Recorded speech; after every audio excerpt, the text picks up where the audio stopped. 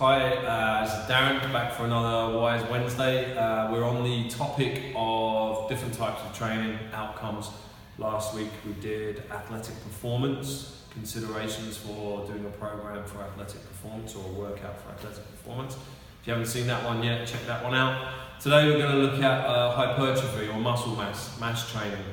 So, I'll qualify this to start with by saying whatever I tell you about each of these individual types of training methods and the ideal ways of achieving that result, in this case today hypertrophy muscle mass, there's always exceptions. There's always things that work very well for one person and don't work quite so well as other people. Every rule is sort of broken, and some people get really good success doing things in a completely different way.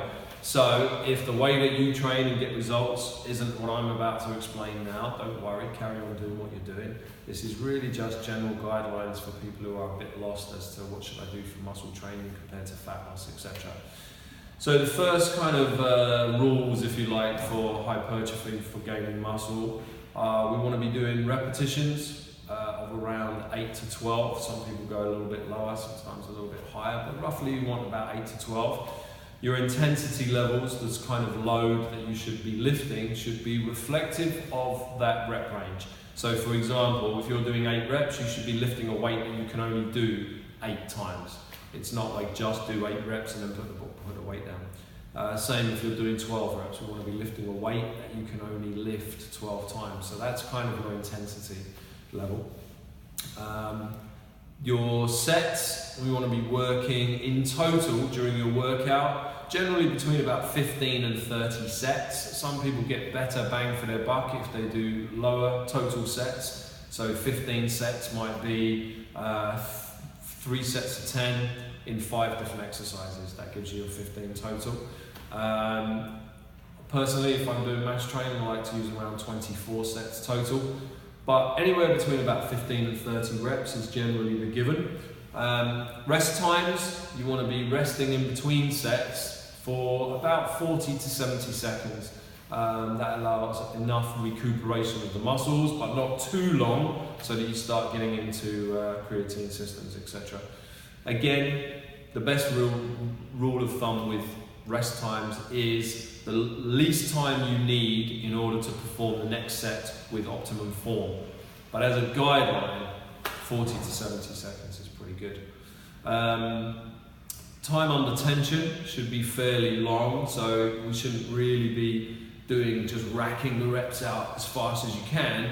There should be sort of like, I like to use a 3-second tempo on the way down or on the eccentric load. So if we're doing bench press, 3 seconds on the way down with an explosive movement for the concentrics, for the up part, if you like. Bicep curls, 3 seconds down, 1 second up. In terms of muscle selection or exercise selection, a lot of people like to use isolation exercises. So for example, bicep curls, tricep extensions, things like that, rather than using big compound movements like power cleans, etc. However, it comes entirely down to your own personal choice. Don't isolate too much, otherwise you end up with a bunch of muscles that don't really do anything when integrated. But at the same time, you do want to, for pure muscle mass, you do want to be sort of working the muscle in quite a focused way. Now they're kind of your general rules. 8 to 12 reps, about 15 to 30 sets in total. I would go between 3 and 5 sets per exercise. About 40 to 70 seconds rest.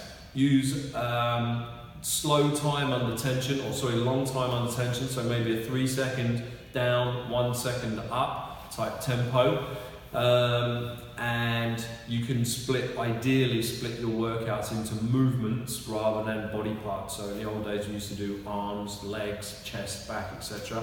Think of it more in terms of movements. There's a lot more integration then. So for example, horizontal press, vertical press, shoulder press, lat pull downs or chins for a vertical pull, horizontal row for horizontal pull.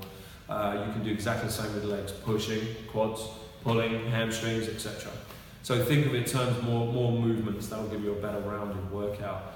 Now, having said all of that, there are people, Dorian Yates famously built a fantastic physique just using 1 set of every exercise to complete failure. That worked very well for him. Other people use extremely high volume, so a lot of repetitions, a lot of sets. If you're unsure of a place to start, one of the best mass and as well fat loss workouts I've used in the past is reputedly Poliquin's 6-12-25. There's very little that's reinvented or invented these days, so whether that's actually Poliquin's sets, who knows. But it basically is 6 repetitions, followed straight away by 12 repetitions, followed straight away by 25 repetitions of 3 different exercises. So for example, if we're going to take horizontal push, you might do 6 reps with a 6-second tempo of bench press, followed by 12 reps with a 3-second tempo of incline dumbbell press, followed by 25 reps of a 1-second tempo of, say, cable flies, something like that. You can pick any movement or any, body part, back, pulling, shoulder pushing, and use that same kind of system. 6 repetitions of a heavy exercise with 6 seconds tempo, 12 repetitions with 3-second tempo, 25 repetitions with a 1-second tempo. It's essentially a tricep. You do them straight one after another, wait for about 60 seconds and then go again. You only need to do about 3 or 4 of those triceps, and you'll get a fantastic burn. There's loads of other ways. That's a good way that I use. Hunt around on the internet, you'll find tons more. But that's basically your sets, your idea around hypertrophy. Okay, long time under tension, 8 to 12 reps, 3 to 5 sets per exercise, 15 to 30 sets in total per workout, and rest for about 40 to 70 seconds in between your sets. Okay, next week we'll have a look at fat loss. How do we do fat loss most efficiently? And until then, I'll see you.